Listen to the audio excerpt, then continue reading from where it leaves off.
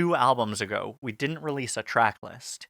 Instead, we took our track list, we cut it up into 36 Jigsaw puzzle pieces, and shot the Jigsaw puzzle pieces out across the internet. Our fans had to work together across the world in order to put together this Jigsaw puzzle. They posted it, and that post got more pickup than pretty much anything that we ever posted. And it wasn't even your post, it was their post. It was their post. It gave them ownership over the music, so your over the fans album. posted the set list to all the other fans. Correct. That is beautiful. It's good to be back in New York City. There's something about this place, the rhythm, the chaos, bagels that actually taste the way bagels are supposed to taste, and the chance to hang out with cool New York City kids, like my guest, Adam Met. Can we skip to the good part? Adam is the A of indie pop band AJR. Here we go. He's also a climate activist, founder of the nonprofit Planet Reimagined, an adjunct professor at Columbia University, When writing this book, and the author of best-selling book Amplify. people become fans. There's no doubt that Adam is a very busy person. He's also very educated. He has a PhD after all. But it's the education he got from inside the music industry that's particularly fascinating. More specifically, how he's applying what he's learned from making pop music to develop strategies for effective social and environmental change. It's true. Pop music could actually save the world. This is a bit of optimism.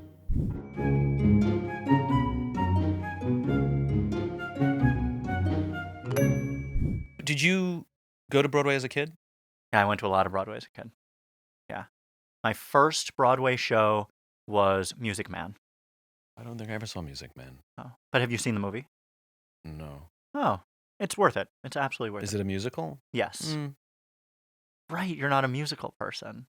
You're more of a play person. I mean, I like them. I mean, I have an opinion about musicals, which I'm going to get people writing in with angry letters. But it's more of a business. Broadway is more of a business than anything else. It's kind of like TV news. It's not a good business. No, but it's not a good business, but it's a business. It's entertainment, and occasionally it's art. It is also a way for rich philanthropists to try and one-up each other in New York by being producers of Broadway shows. Is that what it is? It's about you make clout money in and New York City. become a Broadway producer? Exactly. That's what it is on the other side. I got it. Okay, yeah. But I mean, look, there's a lot of musicals that I love. Like? I mean, I do like Hamilton. Name 9. 9? Yes. I mean, I can't name 9 that I like, but it would be just a trick to see if I could name 9. Okay, let me try. Hold on. Great. Hamilton. So, okay, I get Hamilton. One. Yeah. Okay. Annie. Okay, that's a good one. By the one. way, I like Annie. Okay. I thought the movie was great. Have I ever seen it live? But, I haven't seen it live. But it's a great movie. Great movie. And the music's great. Yes, agreed. Like Annie. Producers. Okay. Cabaret. The movie, you saw Producers. No, I saw the you saw the show. Okay, I saw the show. All right. And Cabaret, which Great. I loved. I'm cheating because my friend was in those two. So. Oh, okay. But that's okay. Mm-hmm. I saw almost halfway. So I saw Cabaret many times because my friend is in it, and it's good. Also, great music. Money, money, money, money. Yeah. I like anything in the minor key. Oh. And now I'm going to dig into things that I probably don't like or want to see, but like a funny thing happened on the way to the Forum. Okay. That is absolutely a show. Wicked. Great. Cats. Okay. I saw it. Starlight Express. Jesus Christ Superstar. Wow. I mean, they're all Andrew Lloyd We've gotten to 9 so, it's 9. so quickly. I mean, granted, I couldn't name a new one. They're all very old. Some of them are even older than me. Jesus Christ Superstar, I think, is older than me. Sure. What do you not like about musicals, though? In general, I find the music for American musicals sounds the same. Like Les Mis is my favorite show show Les Mis. of all time. I've seen that. Okay. Seen Did that you a few like times. Les Mis? Very much. Okay. Very much. So like Les Mis a lot. But great to your music. point, every song sounds the same because it uses this same motif over and over and over again. It's almost like an opera rather than a show. I'm not complaining about the music having themes in a show. Okay. I'm complaining about all musicals sounding the same. Oh, musicals sounding like each other. Yes, there's an American musical, like it's kind of like heavy metal has a heavy metalness to it. Got it. So you don't like the genre. I don't like the Broadway genre of musical Broadway theater music. musical. Right. Got it. Okay. That's it. So it's not like I hate the shows. All right. Plenty of exceptions. Javert's theme, Mm-hmm. again, minor key. Love the minor key. Yep. Javert's theme in Les Mis, I can't sing. Mm-hmm. Javert's theme is the only thing that I can sing, and it sounds like what it's supposed to sound like. Wow, I know I'm not going to. But you knew where I was going. No, I know exactly. We have to say it. I know you first before I met you because I was actually a fan of your music. Mm-hmm. You are the A of AJR, the Yes. hot pop band. Pop Ooh. band? Is that what you call it? Sure. Pop genre. Sure. Sure. And it was my nephew who introduced me to your work. Well, Like so many, Bang was my introduction to AJR. well, thank you to your nephew. I really appreciate it. Yep. Without him, I would not be here today. That is So, partially probably true. Yeah. You've played huge arenas as AJR, in Mhm. AJR, and yet it is fair to say that your music career may be the least impressive thing about you. Thank you. Yes. You are one of the hardest driving, smartest, entrepreneurial sort of do-gooders I've ever met. Wow. Coming from you, that means so much. I really appreciate it. But it's true. How did you, so were you always driven to be a part of having a positive change in the world? Or did that come later in life? Give me a little history. Yeah. And by the way, I'm asking you questions that I don't know any of the things I'm asking you. Great. Excellent. I'm going to assume that you're 3 musical kids and like, Mhm. you know, play for all the parents' friends and, Yeah. you know, took music lessons and, you know. Yeah. So our start was because we grew up in New York City, we were street performing in New York City, as one Buskers. does, literally. We would put out a hat for money. We didn't grow up well off. We all shared one room. So the 3 of us were living in one room. We had triple bunk beds, and we raised enough money on the street to buy Pro Tools, a computer, to buy a ukulele, to buy like the setup to actually make music. And for me, yes, it was about the music, and I loved storytelling, and I loved art. But really, once I think back and reflect on it, the core of it for me, and I'm not speaking for my brothers in this instance, for me, it was about how do you effectively move people? What are the strategies to get people from one place to another? And I'm not saying physically, I'm saying emotionally. Mhm. So whether it's through the songwriting or what the live show experience is, or anything from the merchandise to the storytelling of the whole narrative of how we went from 3 guys street performing in New York to playing Madison Square Garden and the Hollywood Bowl. It has been all about how to tell those effective stories in order to move people. And every single thing that I learned from music, I've applied to everything else that I do in my life. So one thing I do know about you, which is I would argue that you are on the cutting edge of understanding how the music business has changed and what it has become, right? Because there's a lot of artists who complain that they're not getting money from their music, from Spotify and the Yeah. rest of it. And you recognize that you can't really make the money from the music anymore. The music is the marketing tool to create an experience that people will pay money to come see in a show, which, Absolutely. you know, Taylor Swift and others have figured that out too. Yeah. When people think of concert, they think, buy your ticket, show up at venue, Mhm. wait, maybe there's an opening act. Yep. That's your like Lucky Strike extra. Band performs, Yeah. leave, maybe buy merch. Yep. That's it. That's not what your concerts are. No. So because You design them. yeah, You make shows. we do, and I think it has to do with the fact that we did grow up in New York City, we're circling back already. Musicals. Going to see musicals. Ugh.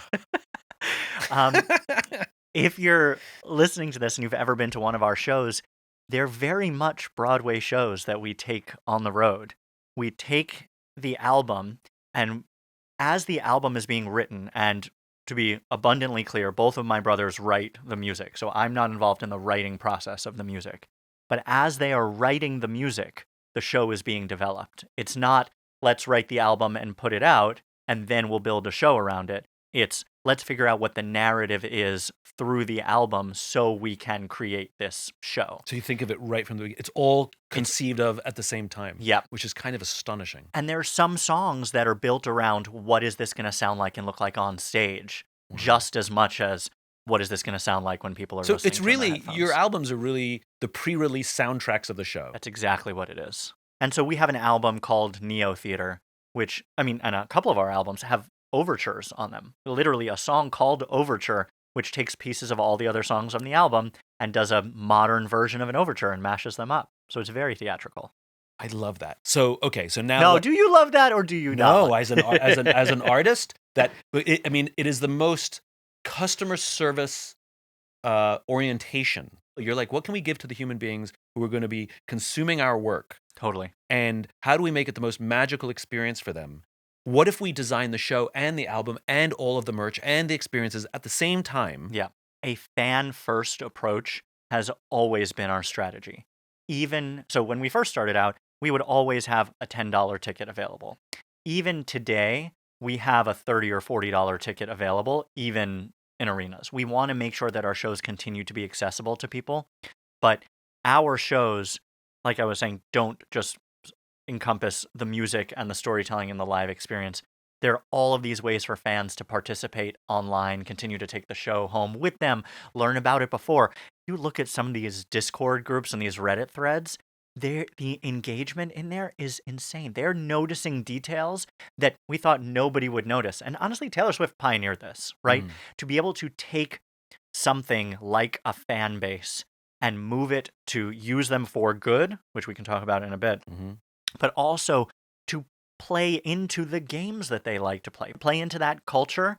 We embed things in our albums. And I'll give you an example. In one of our albums, in every single song, there was a very small snippet of another song on the album. So people had to go on a hunt through the album itself to try and find the pieces of the other songs. For no other reason than the fun of looking. The fun of it. Yeah, but it was you don't also, win a prize, it's just the fun. Yeah, just the fun. It was like Les Mis. Les Mis has little pieces of other songs playing their way throughout, but then we would do something even more intentional that would have a winner.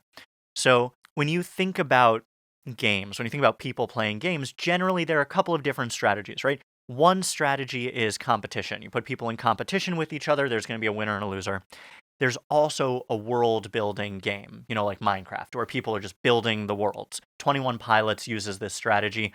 They build this world with this lore and all of these stories and keeps expanding with their albums.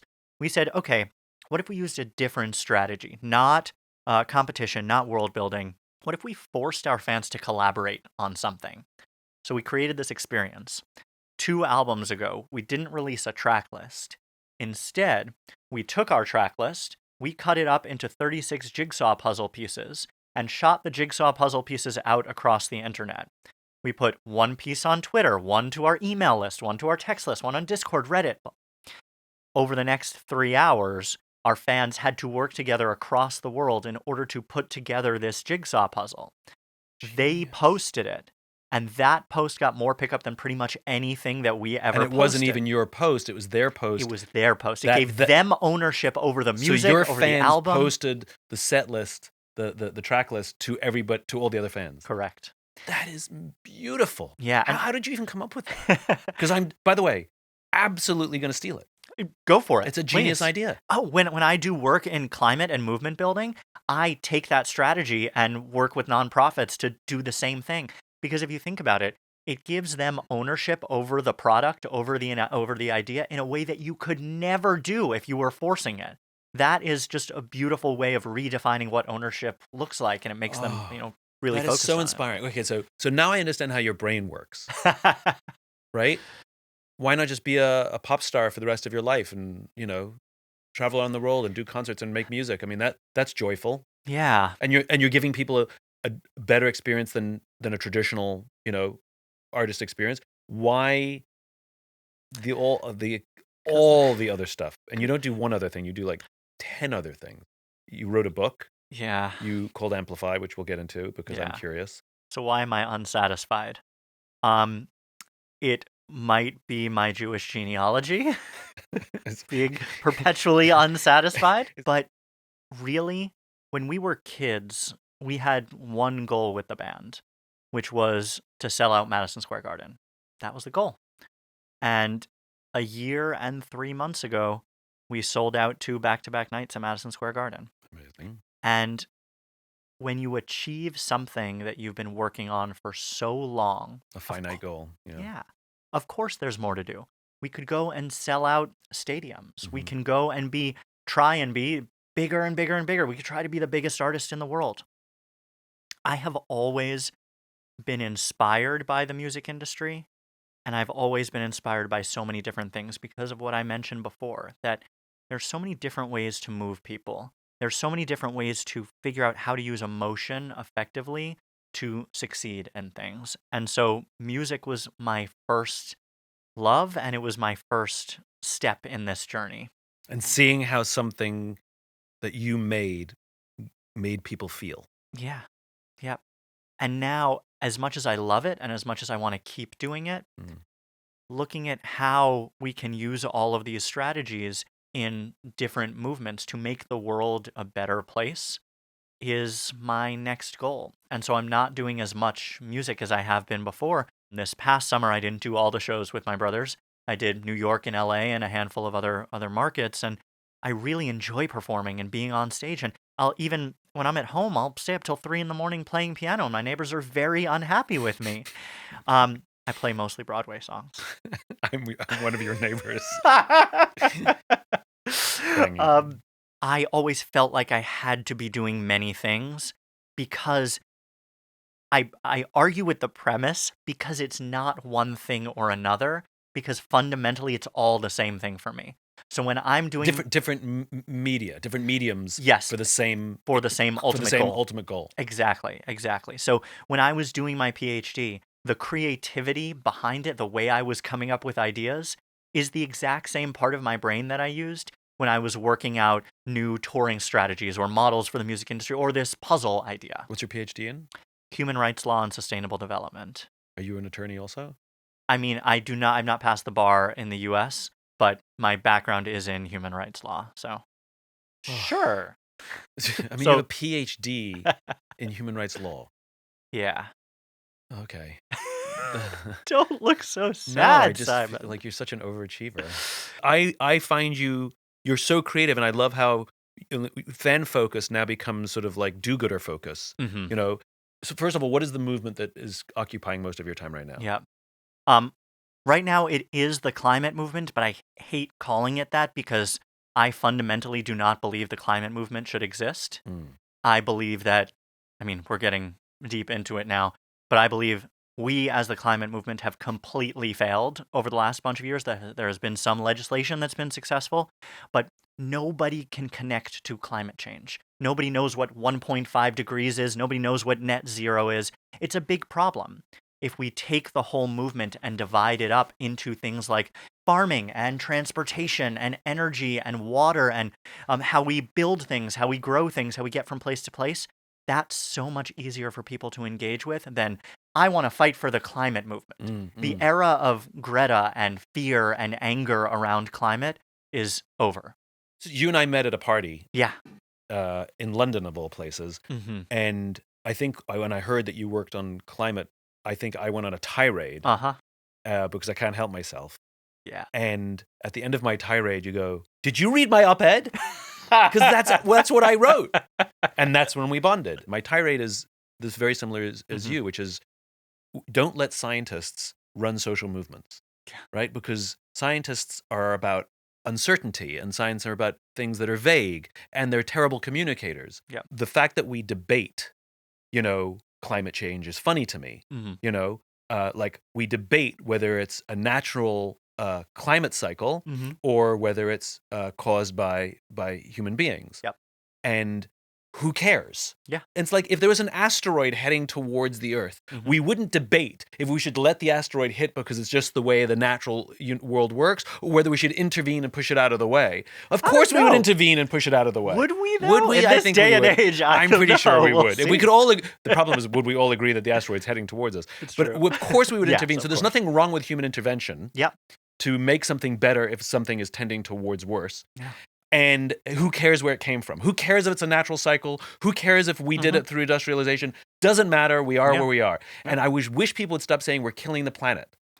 Yeah. The planet's fine. The planet is going to be fine long after we're gone. The problem is we're killing ourselves. We are. We're creating conditions, or conditions are being created, either Yeah. one, Yeah. that will make life unsustainable for the human animal to survive on this planet. We will die, and new species will replace us, and life will be, the planet's fine. Planet might even be better. Planet might even be better. Yeah. Exactly. So this is where you and I bonded. We agree. Yes. So how do you take this cynical point of view and turn it into an action and movement so that you actually can positively affect the world in which we live, so that the species is more likely to survive, and hurricanes won't be as bad, tornadoes won't be like Forest fires. Yeah. whatever your local Totally. disaster is. But the other things that most people don't recognize is that immigration, climate is a big cause of immigration, because people's places are becoming uninhabitable. If there's no water, they there's move. no water. If there's no it gets farming, too heat, it gets too hot. There's no farming ability. then they move. Healthcare issues, massive relation to climate change. As How's that it one gets related? hotter and hotter, Yeah. further and further north, and further and further south, the insects that carry diseases that are traditionally living in places like the Caribbean, chikungunya, malaria, things like that, they expand further north and further the south. conditions are favorable for the Exactly, for mosquitoes. Wow. So you're moving into hospital areas that are not used to treating those diseases. So healthcare, immigration, these issues that we talk about as if they're their own thing are deeply related to climate. So Wow. I like to say climate is everything, and that's one of the reasons why we haven't been successful. It's because climate is everything and is related to everything. Which Yeah. is part of the problem, right? Totally. But your question is, how do we take this and turn it into something actionable? Right. And in this day and age where it's funny, because we have two things that are kind of converging, right? We have, in the US, we have a Republican Party that's saying we shouldn't be addressing climate change. We shouldn't be talking about climate change. And you have me as somebody on the left who's saying we shouldn't be talking about climate change. Climate change is the wrong approach to be using to address these underlying issues. My response here, just for people who are listening, is not in response to the Trump administration. It's not political. No, it's not political at all. You agree we shouldn't be talking about climate change? I agree we shouldn't be talking about climate change. Right. Let me put it this way. I firmly believe that you are only going to get people engaged on this issue if you focus on the hyper-local level. So at the national level, sure, you can do things, create incentives for more solar and more wind and water and all of these different things. At the hyper-local level, community boards, state legislators, town councils, they decide what transportation looks like in your town, what zoning looks like in your town, how waste is removed and moved around, what water policy looks like in your town. All of that happens at the hyper-local level. You voting at the local level has thousands, if not tens of thousands of times more power than your vote in the presidential election. There's an election that happened in Texas last year where a community board, this woman won her seat by 12 votes.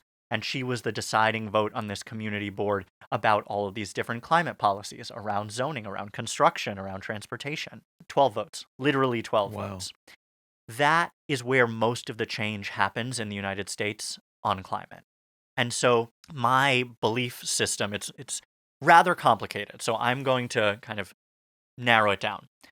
I believe that we need to redefine what the town square looks like. We need to relook at what town halls look like. This idea has not been re-examined since the 1800s, when presidents were going to campaign, when elected officials were going to campaign. Understanding how you bring people together effectively for civic engagement just as much as entertainment, because those are the same thing. So one of the things that I work on a lot, and both in my nonprofit and I talk about in the book, is how to create these kind of environments where people are gathering, whether it's for music or sports or comedy or really anything, and use that space to get people civically engaged. Not having them be rallies. I mean, AOC and Bernie do all this thing.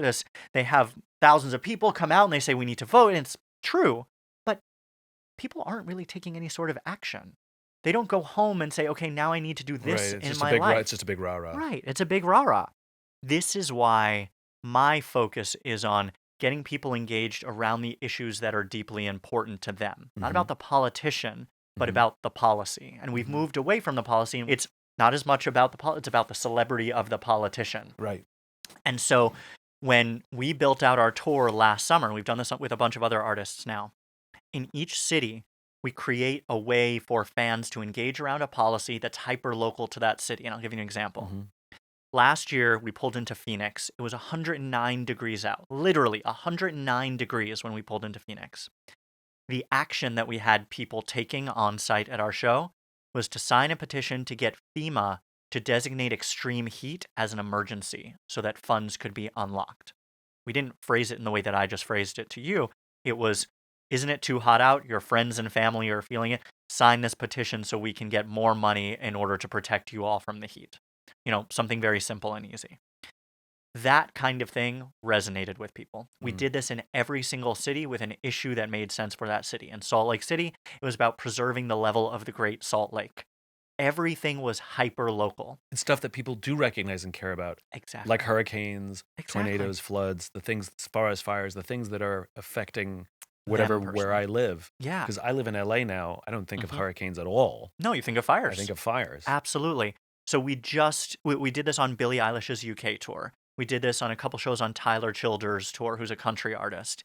And on Tyler Childers' tour, we did this partnership with a group called Appalachian Voices, which was about coal mining and protecting the coal mining communities from the effects of coal, right? But that is about a health issue. That is about a jobs issue. We're not framing it in terms of climate change. Sure, coal is a climate change issue, but to that community, it's about health and it's about jobs. And I think that's what people misunderstand. When you take it down to that level, like the people in these coal mining communities aren't anti-climate change. They're just like, I was a coal miner, my father was a coal miner, my father's father was a coal miner. It's like, this is how I provide for my family. And then you lefties come in and be like, well, we're shutting down your coal mine for the environment. Like, I can't think of the environment if you're telling me you're taking away my paycheck. Of course. And so I'm not anti-climate change or anti that movement. I'm anti you taking away my paycheck without setting me up with anything new. Exactly. Audience is key. So I teach climate policy and campaigning at Columbia. The first thing I always teach my students is that when you're developing a campaign, you need to understand who your audience is. My brain is an academic one just as much as it is one that's emotionally driven. Yeah. And so in order to do this work that I was just talking about on tour, we did a really big study with Ticketmaster and with another organization called Reverb. And all of us together, we did this poll that we put out into the field. It went out to about 350,000 recent ticket purchasers to understand from the audience the actions they were willing to take, the areas that they cared about in terms of causes. And we did this across a variety of different artists, not just us. We looked at Taylor Swift fans, Dave Matthews fans, Beyonce fans. And this is how we built it. We listened to the audience first before we built anything. Brilliant. So that is key. What are we calling climate change? Within the movement itself, for people who are listening who are in the climate movement already, fine. We can call it climate change. We can call it environmental justice. We can call it net zero, whatever. I don't care. A friend of mine is a farmer out of Michigan. And he was telling me this story, this idea that he does soil science work. The way that the language of the soil scientists gets published, the data that gets published, the people who work in farming science and atmospheric science and all these related fields, they don't understand that language. They can't use the same data because it's published on a platform that they cannot use. This idea of having a new lexicon that is more universal is something that has been really important to me. Outside of the climate movement, we should call it how we're getting from place to place. We should call it how we're growing things, how we're making things, how we're building things, how we're powering things. Those are the things that people care about. And even if nobody else that I ever come across says, I'm joining the climate movement, I'm fine with that. If somebody tells me they're really passionate about water, great. Go be a water advocate. Water is going to be one of our biggest issues in the next 10 years. I think that moving away from words that we're stuck in, Al Gore made this kind of fear of climate change big and existential and part of the zeitgeist and in popular media. And one of the things that I love about this new world that we're living in is that there's so many places for people to get together. And I had a fight with Al Gore about this. Not a fight, like this mini disagreement. He's a lot bigger than you. But I'm more spry. So a year ago, Al Gore and I were at a dinner, and he says, Adam, like, I need some help thinking about how we can build better digital advocacy strategies. And I said, no, that's the wrong question. It's how do we use the digital space to move people in person? Because I promise you that in the next 2-3 years, in-person connection is going to be the most valuable currency. And we're already seeing that. Yeah. We're already seeing with the growth of AI-created content that people are having more and more mistrust of what they're seeing online with misinformation and disinformation. Same thing. People are craving personal connection with other people. We're seeing a huge rise in things like book clubs, running clubs across the country. Yeah. Live Nation and Ticketmaster in 2024 sold 250 million tickets in the US.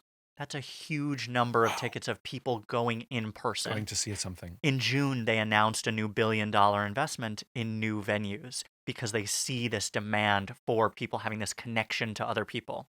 So I said this to Al Gore, and I said, you should be creating these digital platforms as an off-ramp, as a way to move people in person. It's a gathering space to then move them somewhere else. It's a halfway point. Exactly. It's a waypoint. Exactly. And so he didn't necessarily believe me, but I will prove to him that I am correct with time. I mean, I think you're right, and the data shows it, and my work reflects that as well. Yeah. I mean, we can see it. We see young people becoming disillusioned with social media, and they are the ones raising their hands saying, can we get off this stuff, and how do we find ways to go do things? Yeah. And one of the things I think that goes with in person, and all of the things that we're seeing in the world, none of them are to blame by themselves, but they all contribute. Social media, clearly. Cell phones, clearly. AI and not knowing what to trust, clearly. Highly polarized media, clearly. Highly polarized politicians serving themselves, not us, clearly. Yep. Like all of these things are contributing to this idea.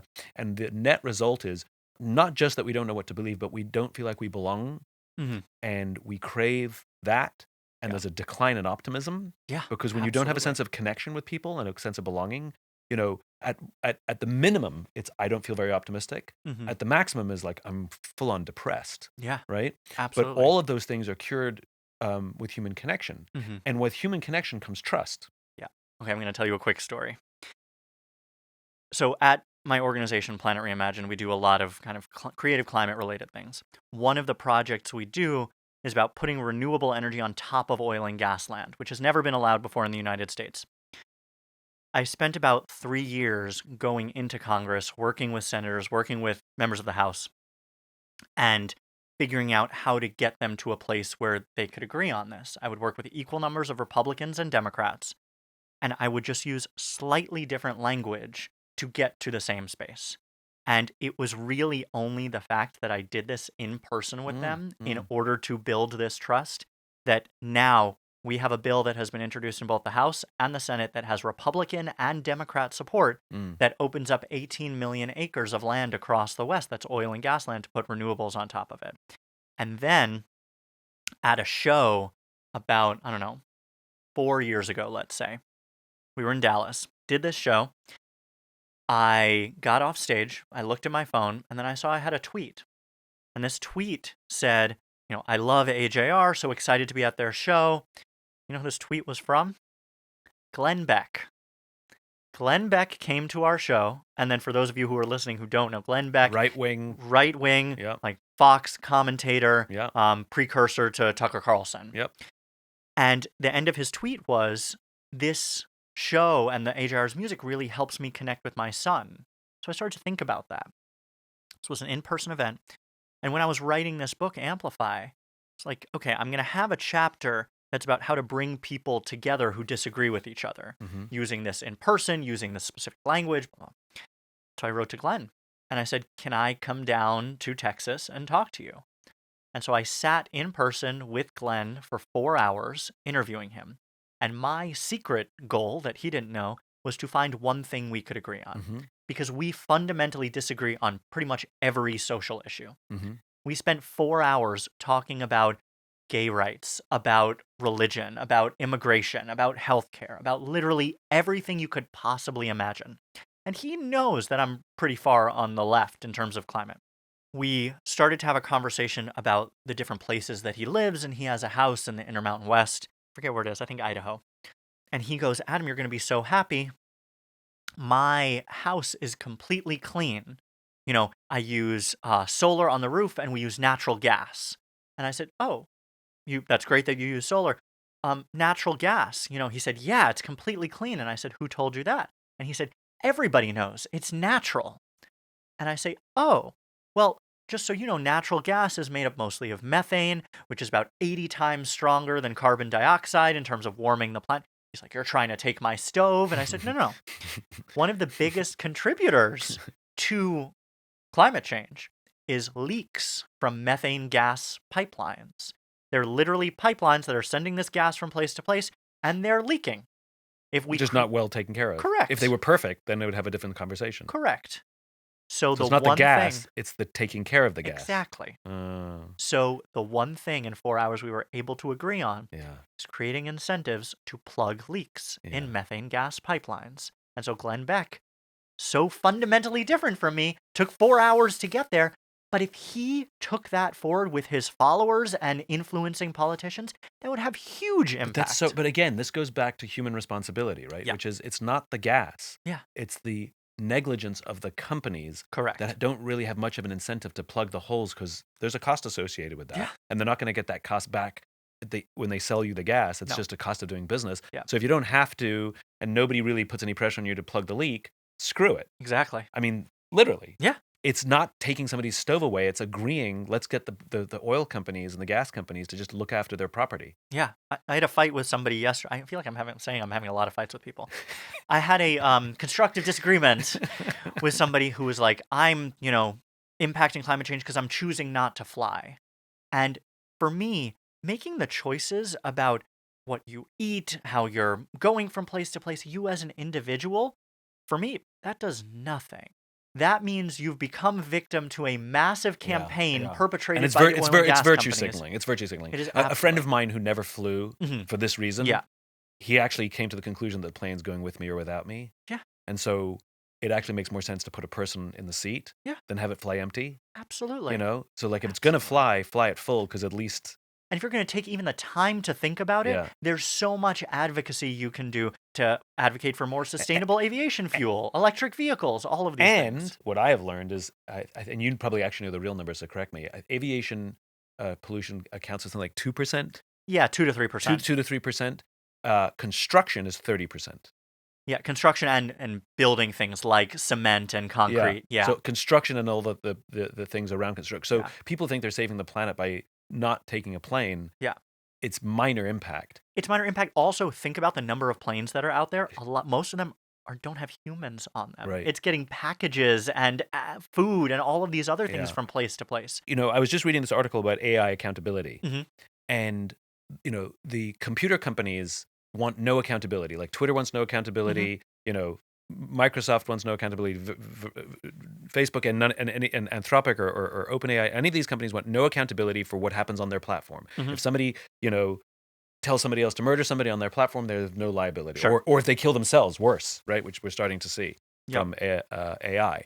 This article was saying, we believe in product liability. Like the reason our products are really, really good in this country is because we hold the car company liable when the brakes don't work. Yeah. And we hold the drug companies liable when their drugs are poisoned and kill somebody. And we hold food companies liable if their food equipment is not clean and somebody gets salmonella or E. coli or something. Yeah. We hold the manufacturer responsible for the product. Why then wouldn't we hold the manufacturer of AI responsible for everything that happens on their platform, just like taking a poisoned foodstuff, a contaminated foodstuff? So is the AI company's argument that they are not the manufacturer because they're taking in all of this Their data? argument is it's like the old Napster. It's like we're just intermediary. Yeah. We can't be responsible for what people do on our platform. Yeah. Right. But if you held an AI company accountable for a teenager killing themselves because the AI told you to kill themselves, and you held them accountable, I guarantee you they'd put the fixes in place because they're accountable. So now it raises the question: well, why can't we be better about holding pipeline companies accountable? If nobody's accountable, then what gets done? Nothing. If you make someone accountable, things get done. What I find interesting about the way you talk is you said it right here, which is I'm probably further left than most. I'm pretty far left on the climate stuff. You openly talk about your politics, and yet your position on a lot of these things is pretty apolitical. Mm-hmm. You have found ways to work with both parties. You find both parties equally infuriating for different reasons. Yeah. It seems to me counterproductive for you to even declare your politics when the work you're doing is apolitical and Sure. affects people regardless of their political persuasions. And your fans are all Across the kinds political all spectrum. kinds of people. Yeah. It's funny. I've been asked to run for office a couple of times, and I don't think I've talked about this publicly before.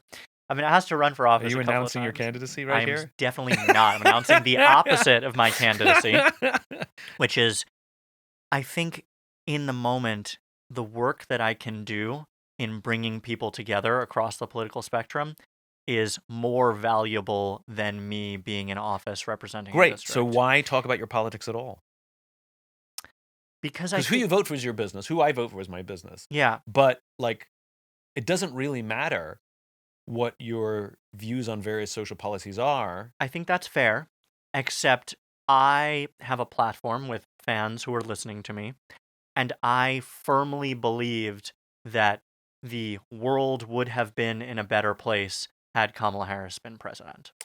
And so I was out on the road campaigning for Kamala Harris, and I felt like it was my responsibility to tell people this is what I believe.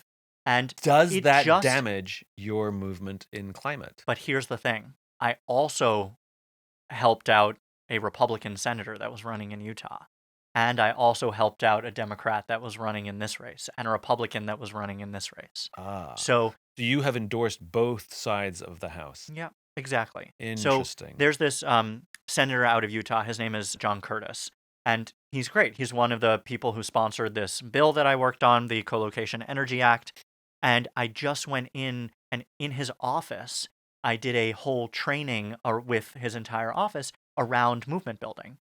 I will do that for Republicans, and I will do that for Democrats. I am agnostic on that because I believe it's about people and helping people that are their constituents. He has millions of constituents in the state of Utah. I want to help those people. I am not to the left on everything. There are some things that I'm further to the right on.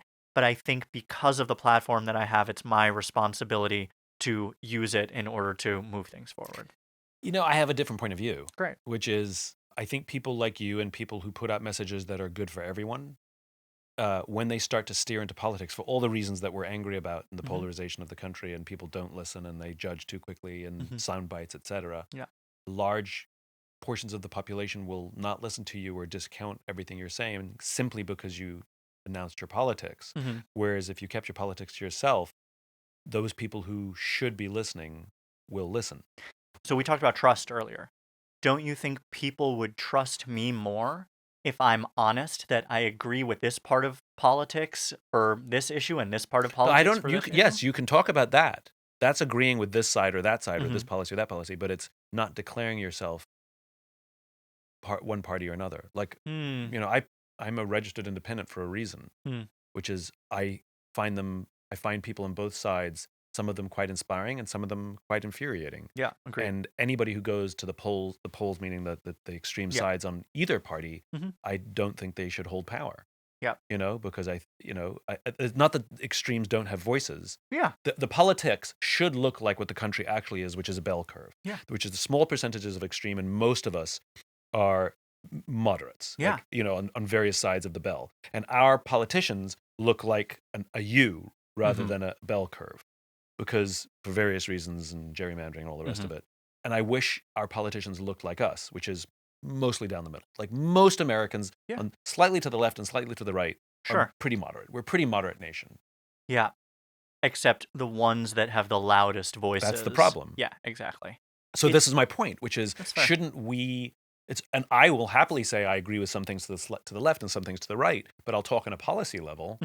But I'm keenly aware that I want to represent what the country looks like, because I believe that the message that I'm trying to promote is good for everybody, and your politics comes second to me. Yeah. You know, taking care of each other is apolitical. Like ensuring absolutely. that you feel safe wherever you are, that you can get a good job and provide for your family, feel like you matter, feel like your work matters, and trust that you can go to work every day and your kids can go to school every day in relative safety and you're able to provide. That's pretty much all anybody wants. Yeah. And that's kind of everybody's responsibility to not only provide for each other, take care of each other, and our politicians to pass policy that ensures that happens for many people as possible. Yeah. If you want, I can actually answer your question. I skirted your question a little bit. Why you talk about politics? Yeah. Why you label yourself? I think I feel this responsibility, not just to the fans, but to participate in a conversation that happens online that I don't really like, that I feel a pull towards. I think that the conversation that's happening online, which is mostly happening between the two poles, Right. as we were talking about, Right. is something that people look to me to jump in on. And I think that is inevitably lined up with my politics. And I know you're saying that I don't have to. I could, stand back. But I'll give you an example. In a couple weeks, I'm doing this thing for this very far left climate organization. Very far left. The kind of organization that disrupts things and throws things and blocks streets and all that stuff. And I've done stuff for them before.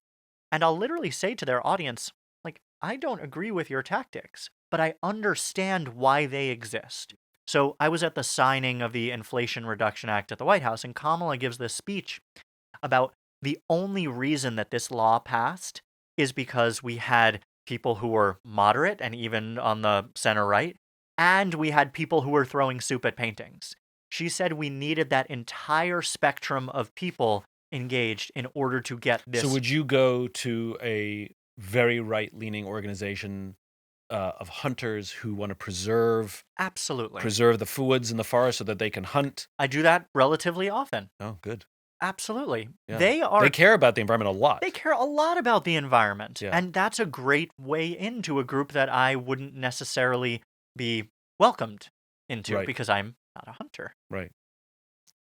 at this moment. At this moment.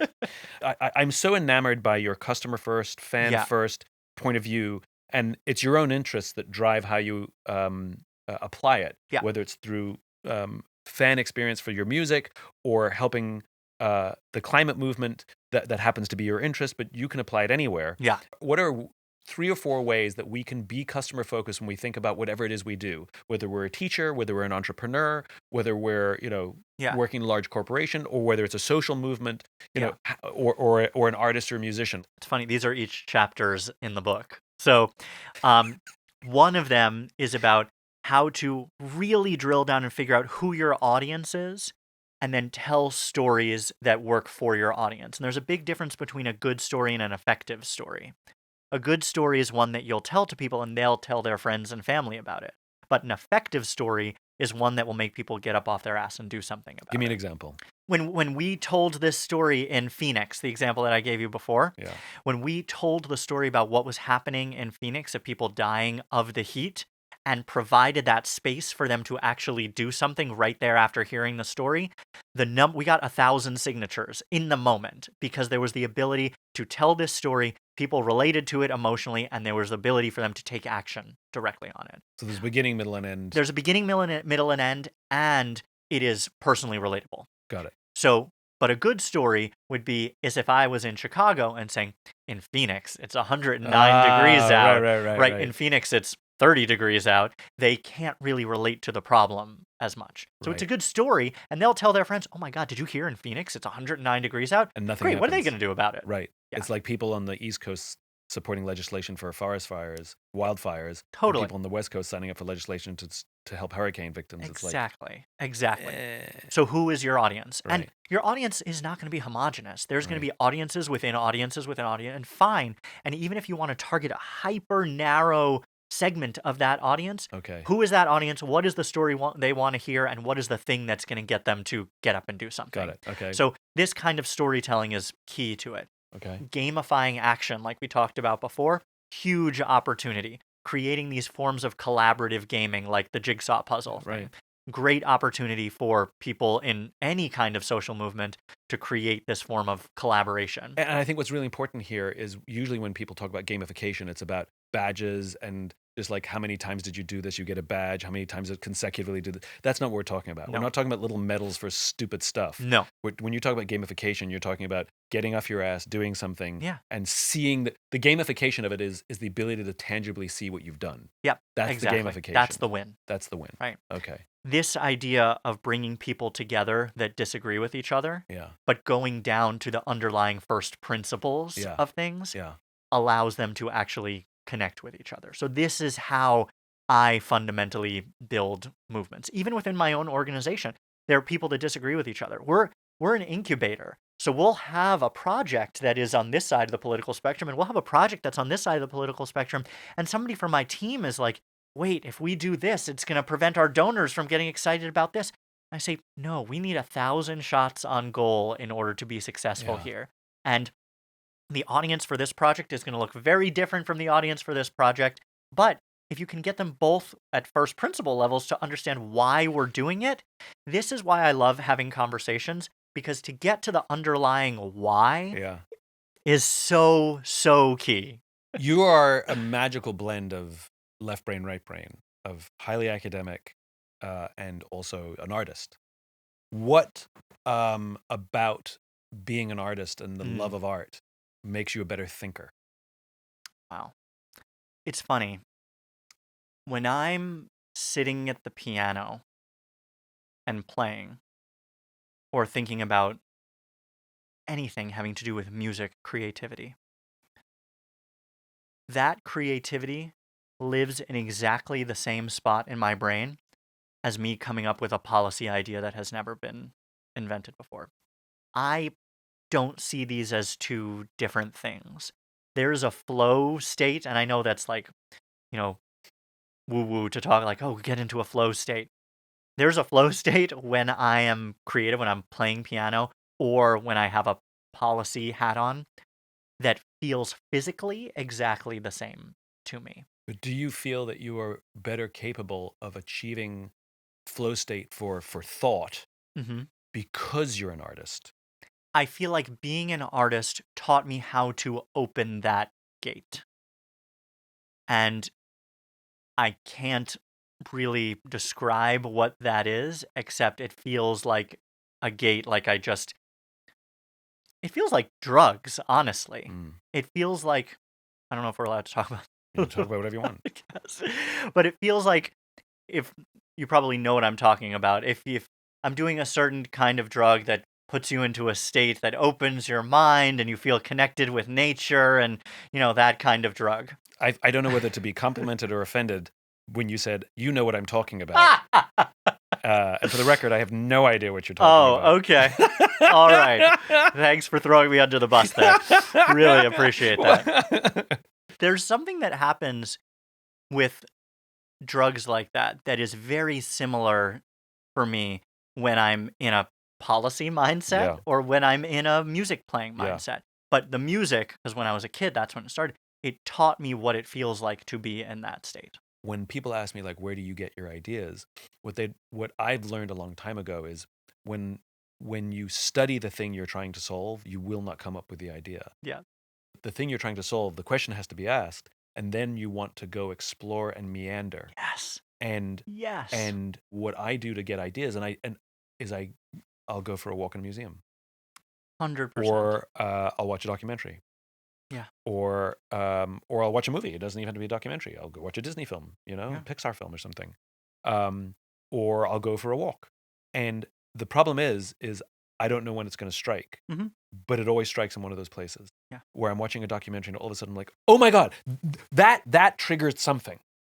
Or a painting or a piece of music and this is why I think the arts and creativity and distraction and boredom are really important. Not just studying, not just thinking, not just work ethic, and getting off the phone, because the mind turns off when you're on the phone. They did a study many years ago. It was related to television, where people are afraid that television will rot in kids' minds. And it's even worse now for social media. Sure. And they did a study where a kid sitting in a room doing nothing has a faster metabolism rate than a child watching television. Wow. Right? Because your brain eats calories. Yeah. And being bored and your mind wandering and looking around the room and just like wondering about people. And I just got off a plane this morning, and like we've pulled in, we're just waiting. We're like half of us are standing up in the aisle, half of us are sitting down because we can't stand up on the aisle, and we're just waiting to get off the plane. And I just decided to look around, and everybody was on their phone, but they weren't just checking their emails that were like ping, ping, ping. Like I was looking, and like people were just flipping through Instagram. Yeah.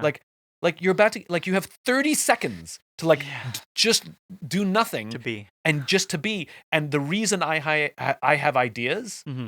is because sometimes I leave my phone at home, Mm. and sometimes I just turn it off, or sometimes I put it in a pocket. And yeah, I'm bored, and I'm Yeah. like sitting there going, and if I had my phone, I'd be on it, Yeah. 100%. Yeah.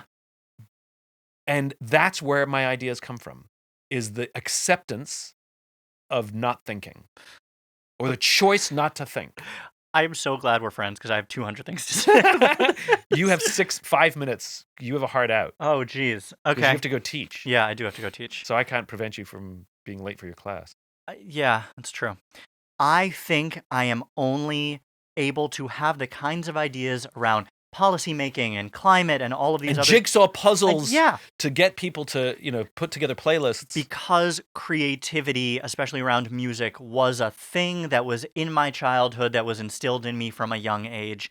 And it was not just the making music of itself, but it was theater. It was, putting on little plays for my parents, doing all of these different things that were creative expression.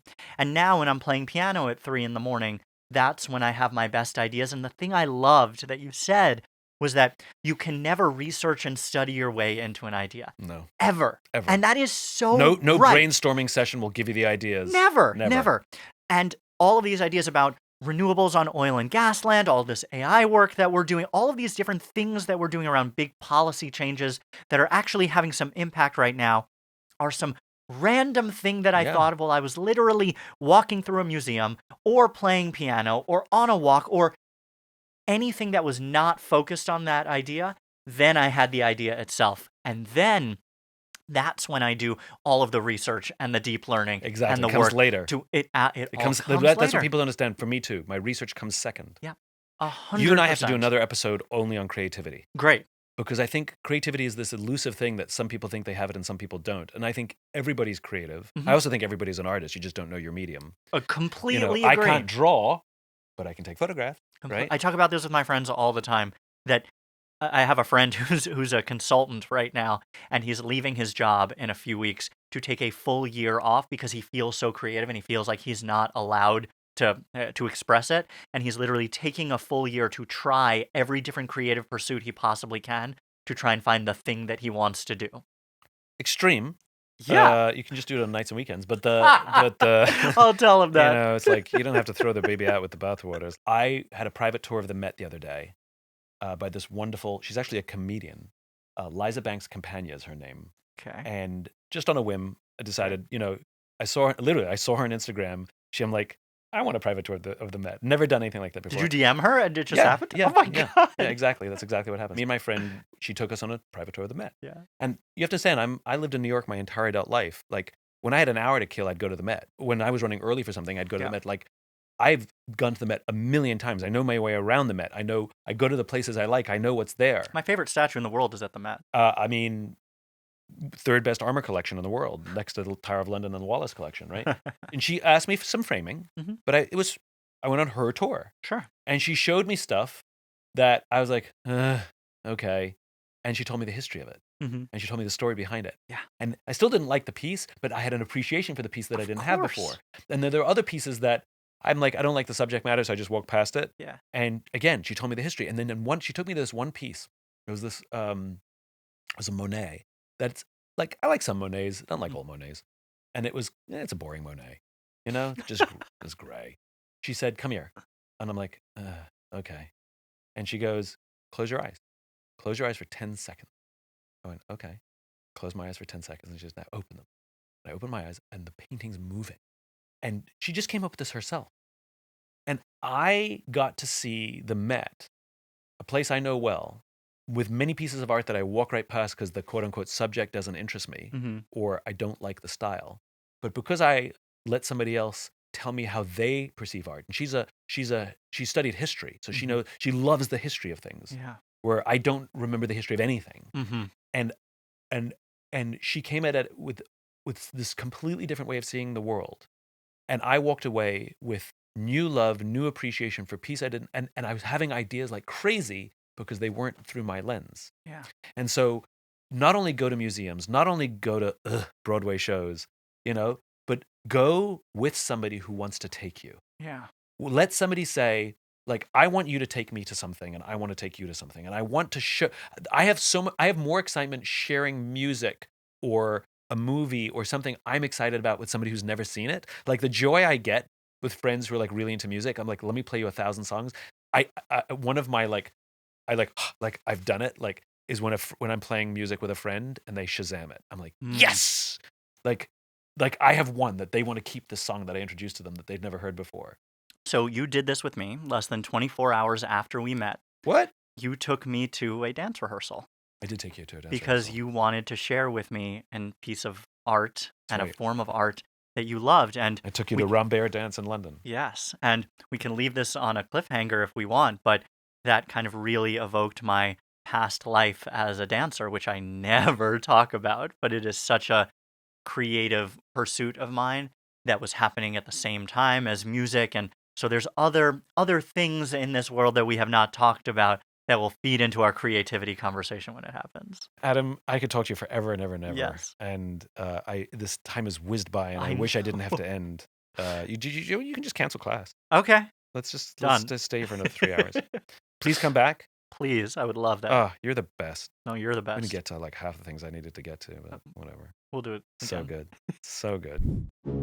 A Bit of Optimism is a production of the Optimism Company, lovingly produced by our team Lindsay Garbenius, Phoebe Bradford, and Devin Johnson. Subscribe wherever you enjoy listening to podcasts, and if you want even more cool stuff, visit simonsinek.com. Thanks for listening. Take care of yourself. Take care of each other.